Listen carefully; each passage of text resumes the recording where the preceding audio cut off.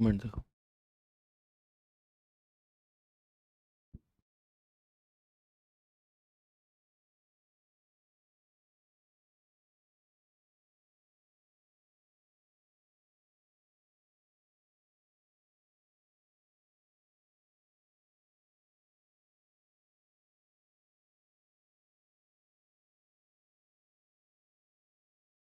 जय हिंद दोस्तों, मैं शिवम गुप्ता स्वागत करता हूं आपका अपने परिवार रोजगार विद अंकित पर। उम्मीद करता हूं आप सभी अच्छे होंगे, बेहतरीन होंगे, जिंदाबाद होंगे, एकदम शानदार होंगे। एक बार आप सभी दोस्त बताएंगे आप सभी कैसे हैं।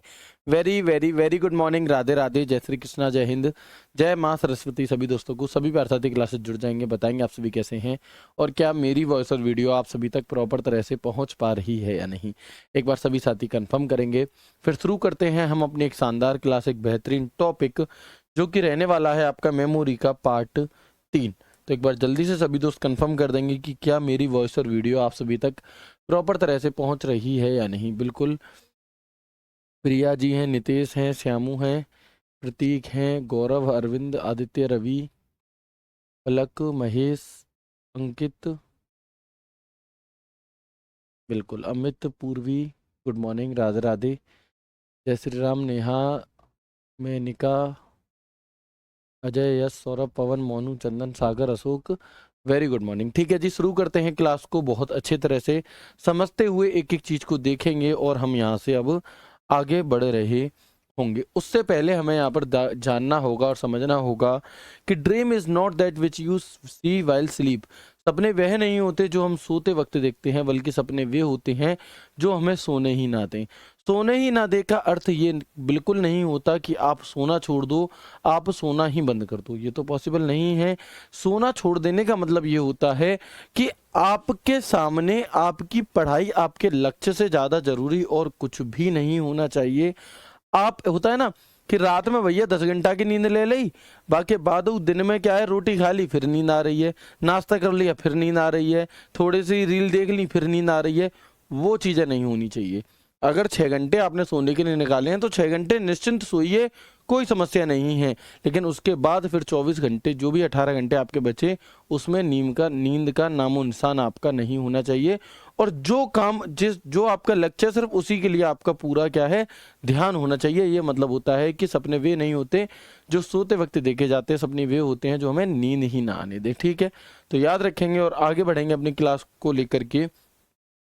हमने कल की क्लास में जाना था कि कंप्यूटर मेमोरी को 2 भागों में बांटा जाता है, प्राइमरी मेमोरी और सेकेंडरी मेमोरी। प्राइमरी मेमोरी होती है आपकी कौन सी, जिसमें हम जो हमारी क्या होती है, जिसमें रैम रोम हमने पढ़ी थी। 2 मेमोरी और होती हैं हमारी, जिनका नाम होता है, एक होती है रजिस्टर मेमोरी, एक होती है कैश मेमोरी। और एग्जामिनर यहाँ से भी काफी सारे क्वेश्चंस पूछता है ना। एग्जामिनर यहाँ से काफी सारे क्वेश्चन पूछता है। तो सबसे पहले हम यहाँ पर देखेंगे रजिस्टर मेमोरी के बारे में कि क्या है आखिर रजिस्टर मेमोरी। ठीक है जी, चलिए चलिए। तो रजिस्टर मेमोरी जो होती है आपकी, ये हमारे जो सीपीयू होता है ना, सीपीयू की मेमोरी होती है। कैसे? रजिस्टर मेमोरी का प्रयोग सीपीयू द्वारा तुरंत प्रयोग में किए जा रहे डेटा और निर्देशों को जल्दी से स्वीकार, संग्रहित और स्थानांतरित करने के लिए किया जाता है। किस लिए किया जाता है? कि जो आपका सीपीयू होता है, जो रजिस्टर मेमोरी होती है, इसका प्रयोग सीपीयू जो भी काम कर रहा है तो उसे सबसे पहले प्रोवाइड करने के लिए यहाँ पर हम रजिस्टर मेमोरी का प्रयोग करते हैं। सीपीयू द्वारा उपयोग किए जाने वाले रजिस्टरों को अक्सर प्रोसेसर रजिस्टर भी कहा जाता है। ठीक है, तो रजिस्टर मेमोरी हमारी कौन सी है? ये सीपीयू की मेमोरी होती है, सीपीयू के अंदर होती है एक तरह से ये मेमोरी। ठीक है जी, अब मैं इसे आपको थोड़ा डिटेल में पढ़ाने वाला हूं। कैसे? इसे मैं आपको थोड़ा डिटेल में पढ़ाने वाला हूं। क्यों जी? क्योंकि ये यहाँ से क्वेश्चन आपका एसएससी सीजीएल मेंस में पूछा गया था 2023 में, जो आपका पेपर हुआ फरवरी के महीने में सीजीएल मेंस का। वहां से यहाँ पर 3 से 4 क्वेश्चन पूछे गए और बच्चे नहीं बना पाए। यहाँ से क्वेश्चन आपके एग्जाम में आना बहुत मुश्किल है, या मैं कहूँ ना के बराबर पॉसिबिलिटी है। लेकिन हम एक भी % पॉसिबिलिटी को नहीं छोड़ेंगे। और मैंने आपसे वादा किया था कि हम अपडेटेड कंटेंट को पढ़ेंगे। अपडेटेड कंटेंट का मतलब क्या होता है, जो चीज़ें मैंने पहले नहीं पढ़ाई हैं या पहले वो उतनी ज़रूरी नहीं थी, पहले वो किसी एग्ज़ाम में नहीं पूछी गई, लेकिन यदि वो अब किसी और एग्ज़ाम में पूछ ली गई हैं तो वो अब आपकी इस एग्ज़ाम में पूछी जा सकती हैं, है ना। वो आपके अब इस एग्ज़ाम में पूछी जा सकती हैं, इसलिए चलिए 1 मिनट रुकेंगे।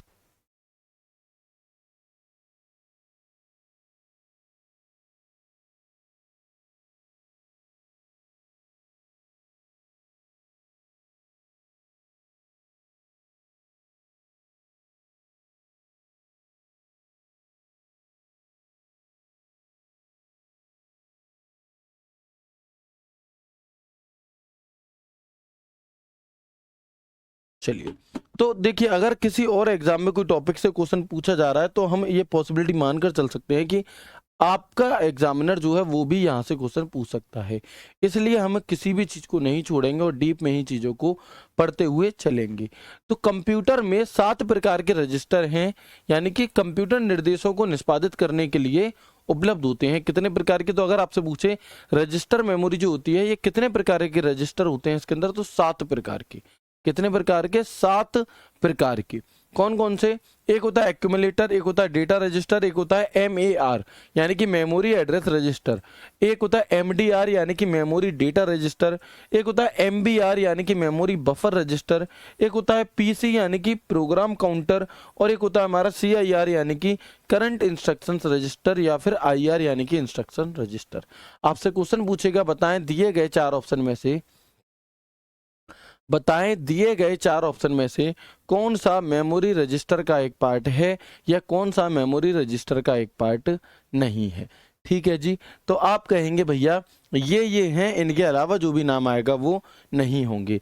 अगर मैं इनके बारे में थोड़ा और डिटेल में आपको बताऊं तो देखेंगे, हो सकता है आपको थोड़ी चीज़ें कम समझ में आए, लेकिन हमें कर लेनी है, क्योंकि एग्जाम में अगर आ गई तो हम यहाँ से भले ही हमें याद ना हो पूरी पूरी, लेकिन एटलीस्ट हमने अगर एक बार भी ये नाम सुने होंगे, पढ़े होंगे, तो हम आंसर जरूर टिक कर सकते हैं। ठीक है, तो मुख्य मेमोरी रजिस्टर कौन कौन से होते हैं जी? पहला है आपका एक्यूमुलेटर। क्या है एक्यूमुलेटर? ये ALU द्वारा की गई गणनाओं के परिणामों को संग्रहित करता है। ALU यानी कि अर्थमेटिक लॉजिक यूनिट द्वारा की गई गणनाओं के परिणामों को संग्रहित करने का काम किसका है? आपका वो एक्यूमुलेटर का होता है। किसका होता है? वो एक्यूमुलेटर का होता है। ठीक है जी, अगर आपसे पूछा अब एक्यूमुलेटर क्या है, तो एक्यूमुलेटर जो हमारी CPU की रजिस्टर मेमोरी होती है उसका हिस्सा है। और एक्यूमुलेटर का काम क्या है? जो ALU द्वारा कैलकुलेशंस की जाती हैं, जो ALU द्वारा जो गणनाएं की जाती हैं, उनके परिणामों को, उनके रिजल्ट्स को स्टोर करना काम होता है एक्यूमुलेटर का। ठीक है जी, सीधा सीधा क्वेश्चन आपसे SSC CGL मेंस में, SSC CGL मेंस में यहाँ से क्वेश्चन पूछे गए थे, जो 2022 वाला मेंस 2023 में हुआ था उसमें। ठीक है, इसके बाद डेटा रजिस्टर क्या चीज़ है जी? तो इस रजिस्टर का प्रयोग माइक्रो कंप्यूटर्स में किया जाता है और इसका प्रयोग पेरिफेरल डिवाइस में आने वाले या जाने वाले टेम्परेरी डेटा को स्टोर करने के लिए किया जाता है। अगर आपसे पूछे कि जो हमारी पेरिफेरल डिवाइसेस में आने वाला जो टेम्परेरी डेटा होता है उसे स्टोर करने के लिए हम किस प्रकार के मेमोरी रजिस्टर का प्रयोग करते हैं, तो हम डेटा रजिस्टर का प्रयोग यहाँ पर करते हैं। This register is used in microcomputers, it is used to store temporary data coming और going to the peripheral devices. ठीक है, वेरी गुड। ठीक है जी, इसके बाद हम देखते हैं, एक होता है आपका MAR। क्या है जी? एक होता है आपका MAR। MAR यानी कि मेमोरी एड्रेस रजिस्टर। इनकी फुल फॉर्म ज़्यादा इंपॉर्टेंट्स हैं आपके लिए, तो इनकी फुल फॉर्म याद रखिएगा, मेमोरी एड्रेस रजिस्टर। ठीक है, यह उन निर्देशों के मेमोरी लोकेशन को स्टोर करता है जिन्हें मेमोरी से लेन या मेमोरी में स्टोर करने की आवश्यकता होती है। MAR। MDR क्या है जी? तो मेमोरी डेटा रजिस्टर, यानी कि यह मेमोरी या किसी भी डेटा से प्राप्त निर्देशों को संग्रहित करता है और जिसे मेमोरी में स्थानांतरित और संग्रहित किया जाता है। ठीक है जी, ये सीधी सीधी लाइनें ही आपको छपी हुई मिलेंगी, इसके अलावा कुछ और नहीं मिलेगा। लैंग्वेज भी चेंज नहीं मिलेगी, तो आप इसे याद कर सकते हैं। पीसी यानी कि प्रोग्राम काउंटर अगले निर्देशों से निपटने के लिए स्मृति स्थान का ट्रैक रखता है। पीसी फिर इसे अगले पते को मेमोरी एड्रेस के में यानी कि एमएआर में भेजता है। CIR क्या है? Current instructions register. यह सबसे पहले हाल ही में प्राप्त निर्देशों को स्टोर करता है, जबकि यह कोडित और निष्पादित होने की प्रतीक्षा कर रहा होता है। यह क्वेश्चन भी आपसे पूछा गया कि बताओ हाल ही में प्राप्त निर्देशों को स्टोर करने का काम किसका है? तो वो हमारा CIR का है ना। वो हमारा CIR यानी कि करंट इंस्ट्रक्शंस रजिस्टर का होता है। और एक होता है आपका IBR यानी कि इंस्ट्रक्शंस बफर रजिस्टर। जिस इंस्ट्रक्शन को तुरंत निष्पादित नहीं किया जाता उसे इंस्ट्रक्शंस बफर रजिस्टर कहते हैं। और ये क्वेश्चन भी आपसे SSC CGL मेंस में पूछा गया। ठीक है जी, तो इतनी बात आपको यहाँ से सीधे सीधे ये वन लाइनर 2 से 3 बार रिवाइज करने हैं, ये आपको हो जाएंगे याद। ठीक है, ये तो हो गई हाई लेवल की बात।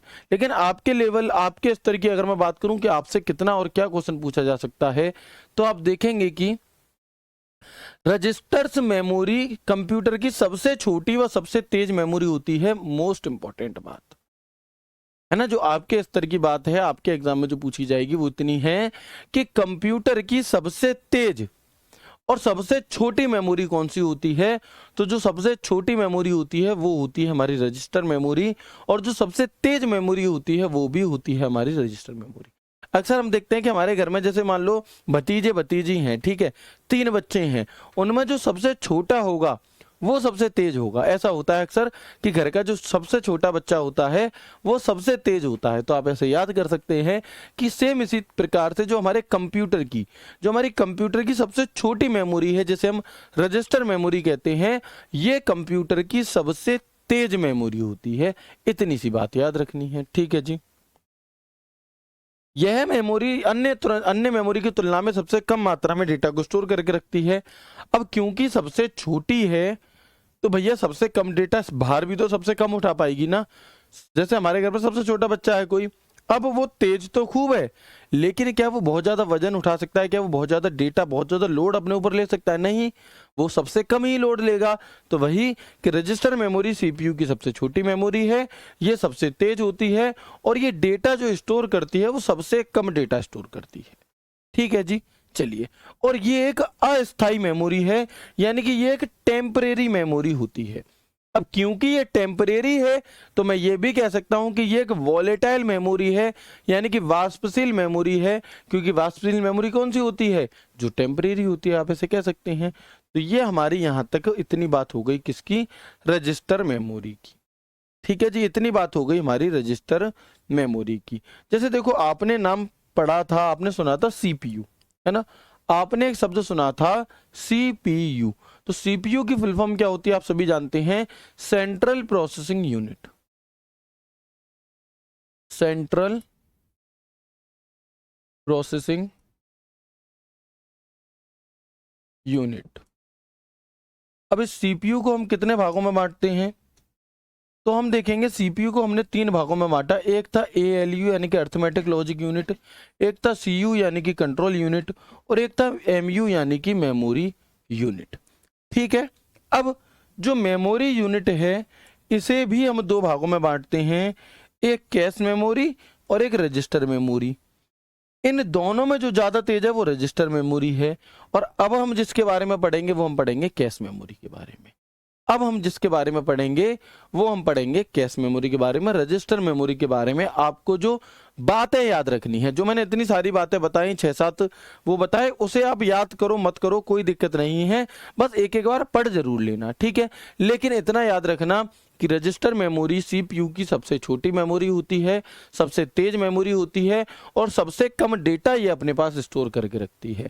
इसके बाद जो दूसरी मेमोरी एक और आती है हमारी, जिसका नाम होता है कैश मेमोरी। कौन सी? Cache memory. कौन सी है जी? देखेंगे तो यह एक विशेष प्रकार की प्राइमरी मेमोरी ही होती है। कैसी? ये एक विशेष प्रकार की प्राइमरी मेमोरी होती है। It is a special type of fast primary memory. बार बार उपयोग में आने वाले डेटा को कैश मेमोरी में रखा जाता है। आप लोगों ने देखा होगा, जैसे हम व्हाट्सएप चलाते हैं, हम फेसबुक चलाते हैं, हम इंस्टाग्राम चलाते हैं, यूट्यूब चलाते हैं। अब आपने आज सुबह उठ करके अपना फ़ोन चलाया, आपने सबसे पहले किसी को कॉल करी, उसके बाद आपने व्हाट्सएप चलाई, फिर आपने इंस्टाग्राम चलाई और फिर आपने रोजगार विदंकित एप्लीकेशन चलाई।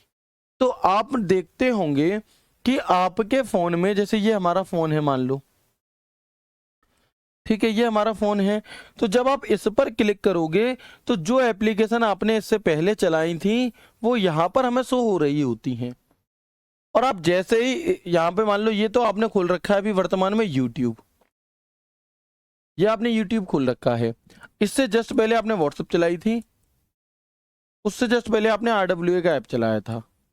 अभी आप यूट्यूब पर हैं, आपने इस पर क्लिक किया और आप तुरंत RWA के ऐप पर जाना चाहते हैं, आप इस पर क्लिक कर दोगे तो ये खुल जाएगा।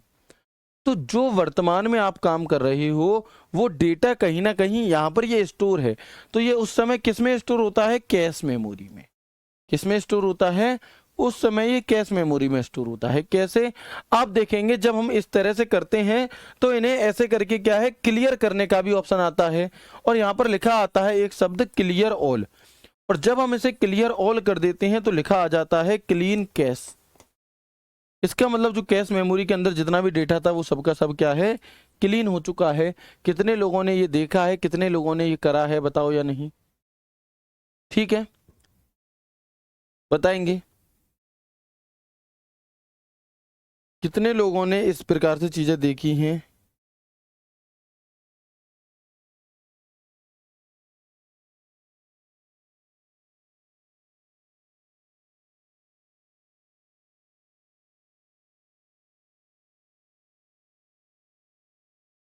Very good. तो वही बात कही गई है कि जो हम बार बार उपयोग में कर ला रहे हैं उसी को हम क्या कहते हैं, उसी को हम कैश मेमोरी में रखा जाता है। यानी कि अभी मैं यूट्यूब चला रहा हूँ, तुरंत मैं व्हाट्सएप चलाने लगता हूँ, तुरंत मैं RWA ऐप खोल लेता हूँ, तुरंत मैं किसी को कॉल कर लेता हूँ। तो जो एप्लीकेशंस एक साथ में खुली हुई हैं और मैं उन्हें एक साथ क्या है, इसे काम करते तुरंत इसे कर सकता हूँ।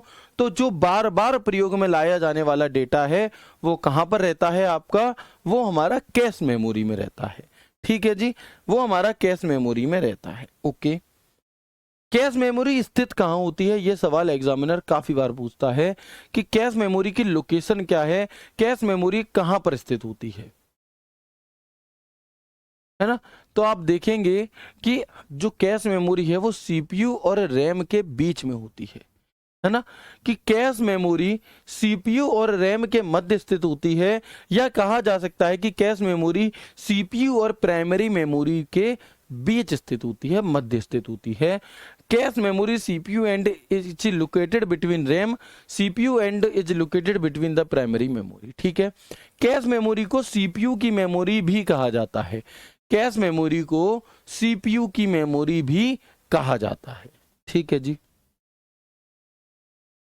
चलें अब आप देख सकते हैं जैसे ये तो है मेरा CPU, ठीक है। अब जो रजिस्टर मेमोरी है वो तो इसी के अंदर है, तो वो तो सबसे ज्यादा करीब हो गई। लेकिन अगर मैं रजिस्टर मेमोरी को हटा दूं तो आप देखेंगे कि ये रजिस्टर मेमोरी है, ये प्राइमरी मेमोरी है। अब रजिस्टर मेमोरी और प्राइमरी मेमोरी के बीच में कौन सी मेमोरी बैठी है? तो वो बैठी है कैश मेमोरी। कौन सी मेमोरी? Cache memory. और यही एग्जामिनर पूछता है। होता क्या है कि जब भी हमें किसी डेटा की जरूरत होती है तो सबसे पहले हमारा कंप्यूटर डेटा को कैश मेमोरी से मांगता है कि क्या तुम्हारे पास ये डेटा है। अगर होगा तो कैश मेमोरी इसे दे देगी, अगर नहीं होगा तो फिर CPU उसी डेटा को प्राइमरी मेमोरी से लेगा। प्राइमरी मेमोरी में भी नहीं होगा तो सेकेंडरी मेमोरी से मांगेगा, फिर सेकेंडरी मेमोरी से इसमें आएगा, इसमें आएगा, इसमें आएगा।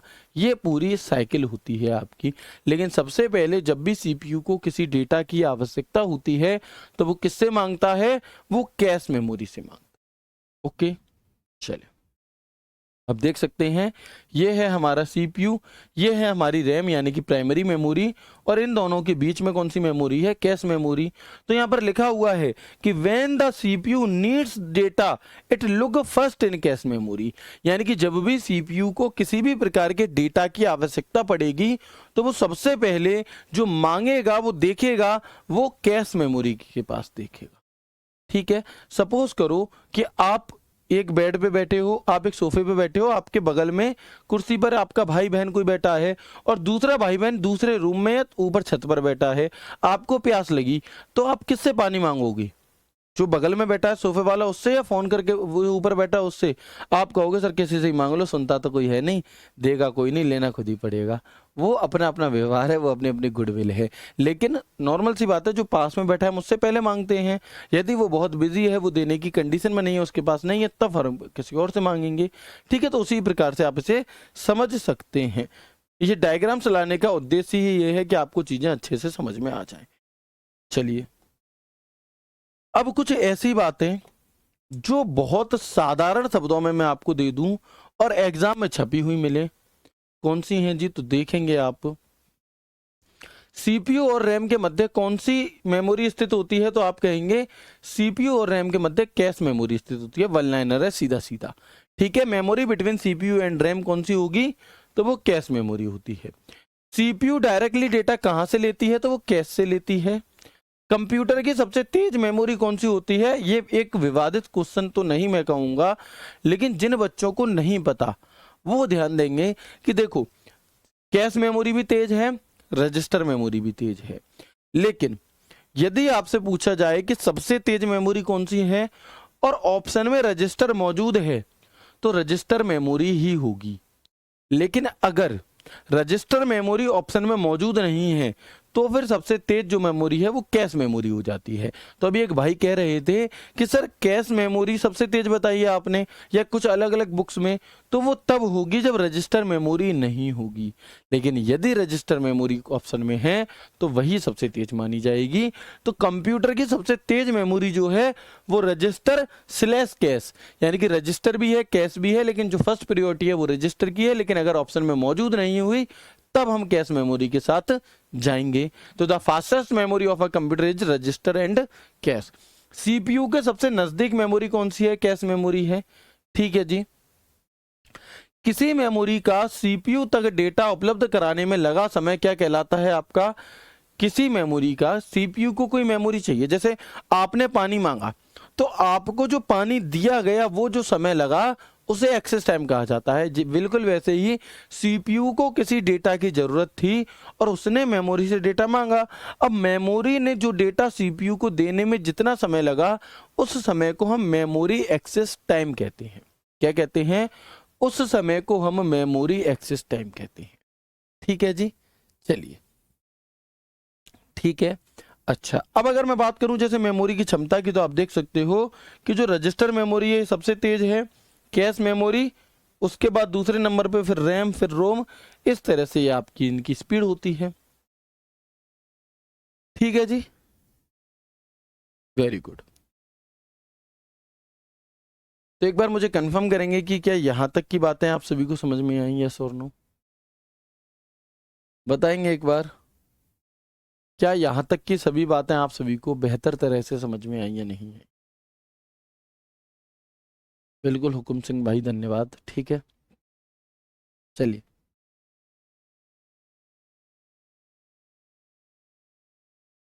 ठीक है, ओके। यहाँ तक की बातें क्लियर हैं? कोई दिक्कत परेशानी समस्या कुछ भी नहीं है? आगे बढ़ सकते हैं हम।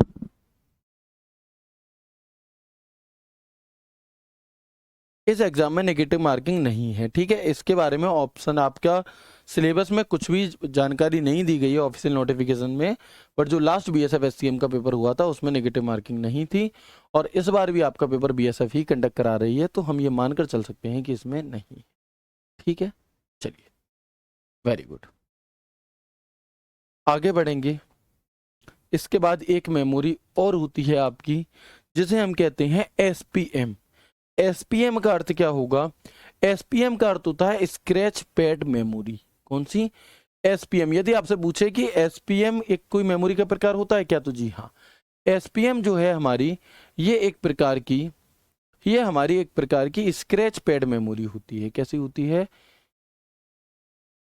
ठीक है, स्क्रैच पैड मेमोरी आपकी होती है। क्या है जी स्क्रैच पैड मेमोरी? समझो, स्क्रैच पैड मेमोरी, जिसे कभी कभी स्थानीय स्टोर या फास्ट स्टोर भी कहा जाता है, एक प्रकार की उच्च गति वाली मेमोरी होती है जिसका उपयोग टेम्परेरी डेटा स्टोर के लिए किया जाता है। इसका मुख्य उद्देश्य प्रोसेसर को तेजी से डेटा एक्सेस प्रदान करता है जिससे प्रदर्शन में सुधार हो सके।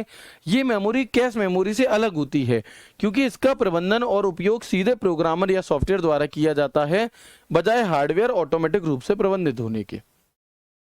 यानी कि आपसे कहा जाएगा कि बताओ वह कौन सी मेमोरी है जिसका जिसका प्रबंधन मैनेजमेंट डायरेक्ट प्रोग्रामर सॉफ्टवेयर द्वारा कर सकता है, तो वो हमारी एसपीएम मेमोरी होती है। स्क्रैच पैड मेमोरी प्रोसेसर और मुख्य मेमोरी के बीच में ही आपकी कहाँ स्थित होती है।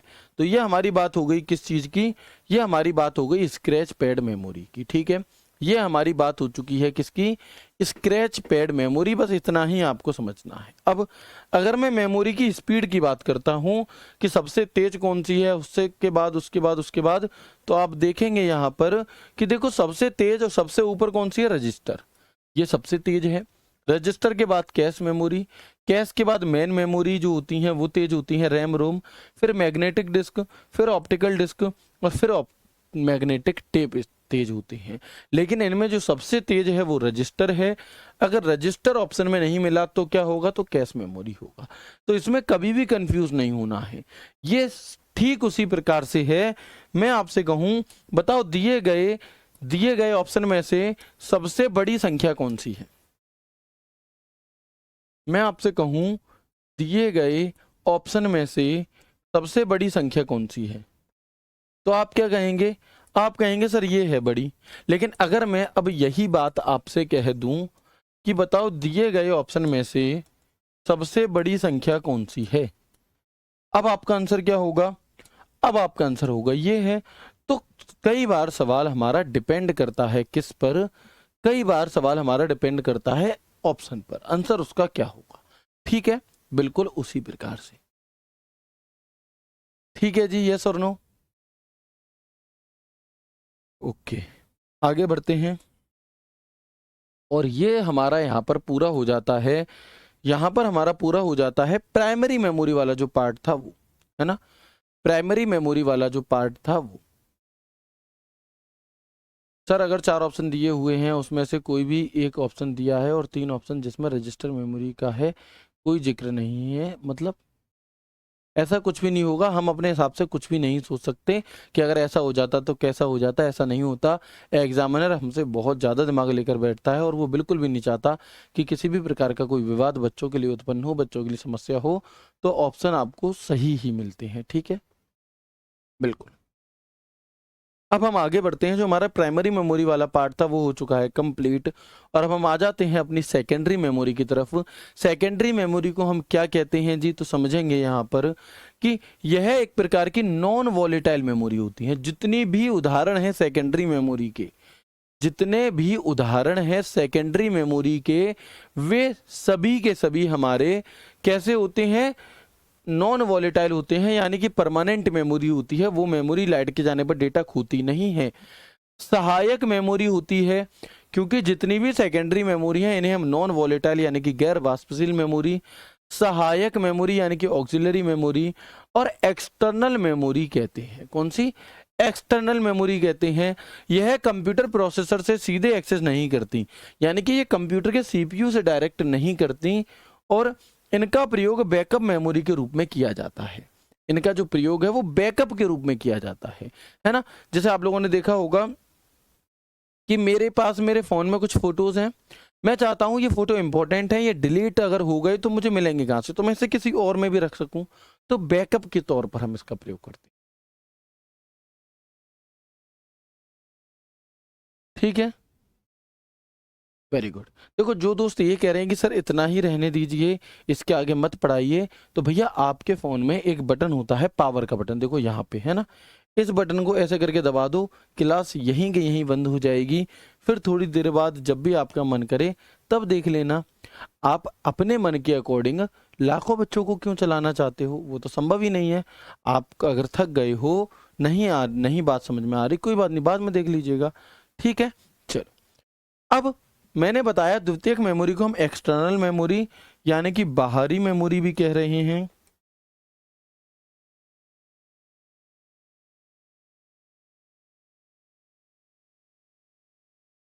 इसे हम ऑक्सिलरी मेमोरी यानी कि सहायक मेमोरी भी कहते हैं,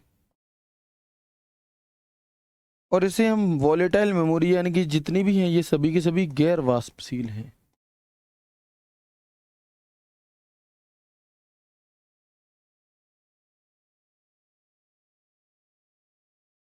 कैसी हैं? गैर वाष्पशील। ठीक है, चलो आगे बढ़ते हैं। अब जो सेकेंडरी मेमोरी है वो भी दो प्रकार की होती हैं। जो सेकेंडरी मेमोरी है वो भी दो प्रकार की होती हैं। कौन कौन सी? एक होती है हमारी फिक्स्ड डिवाइसेस, एक होती है हमारी रिमूवेबल डिवाइसेस। जैसे कि आप कहेंगे सर हार्ड डिस्क हो गई हमारी या एसएसडी हो गई, तो कुछ ऐसी सेकेंडरी मेमोरी हैं जो एक्सटर्नल नहीं है, इंटरनल है, यानी कि वो सीपीयू के अंदर लगी हुई हैं। बात तो बिल्कुल सही है आपकी, है ना? तो बिल्कुल उसी प्रकार से कुछ अपवाद भी होते हैं। जैसे कुछ तो होती हैं फिक्स डिवाइस जो फिक्स रहती हैं हमारे कंप्यूटर में, जैसे कि हार्ड डिस्क हो गई, सीडी डीवीडी लगाने वाला ड्राइवर हो गया। कुछ रिमूवेबल होती हैं जैसे कि पेन ड्राइव हो गई, है ना, सीडी डीवीडी की कैसेट हो गई। ये कैसी है? ये रिमूवेबल हो गई आपकी। ठीक है, तो वही चीज। बाकी इस फोटो को देखेंगे एक बार कि सेकेंडरी स्टोरेज और दो प्रकार के होते हैं। एक तो होता है सिक्वेंसली एक्सेस डिवाइस और एक होता है direct access device.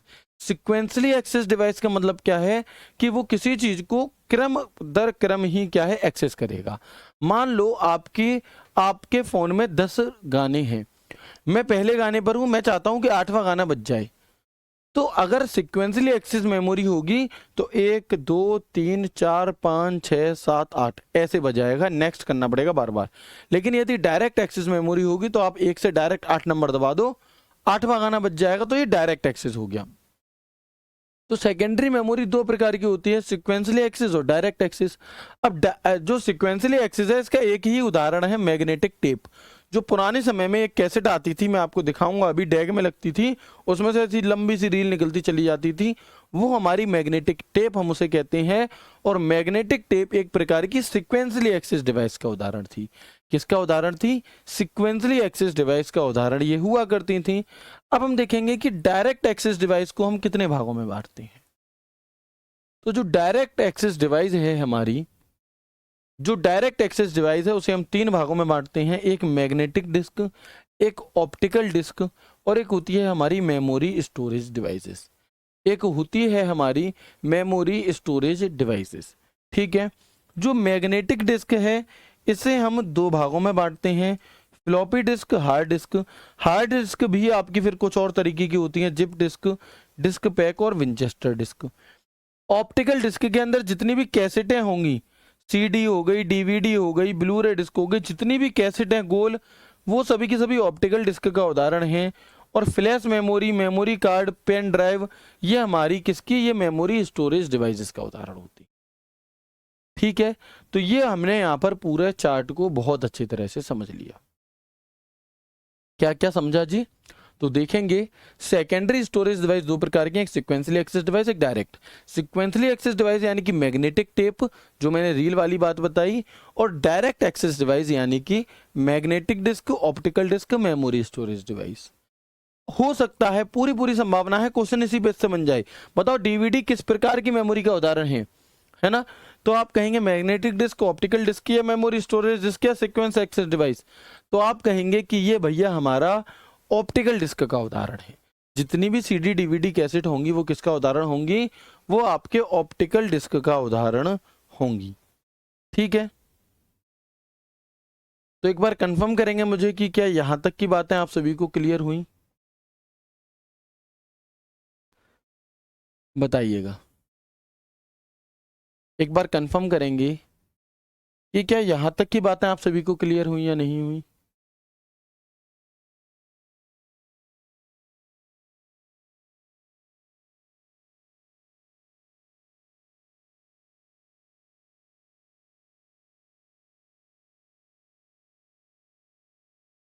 Very good.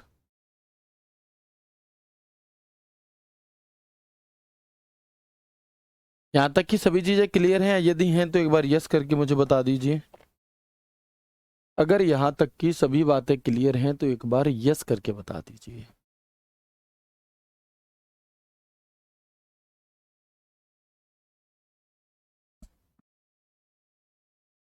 Very good, बताएंगे एक बार जल्दी से।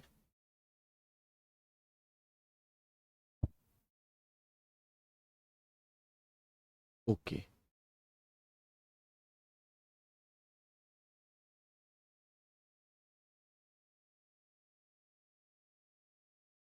ठीक है जी, यहाँ तक ऑल क्लियर है आपका।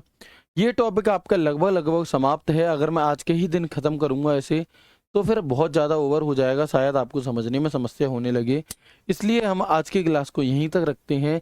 इसके आगे का जो थोड़ा पार्ट रह गया है, कल भी एक छोटी क्लास होगी और उसमें आपका जो मेमोरी का टॉपिक है ये पूरी तरह से कंप्लीट हो चुका होगा। उम्मीद करता हूँ आपको क्लास बहुत अच्छी लगी होगी। मिलते हैं कल की क्लास में एक नए एक शानदार सेशन मेमोरी के ही नेक्स्ट पार्ट के साथ। तब तक के लिए राधे राधे, जय श्री कृष्णा, जय हिंद।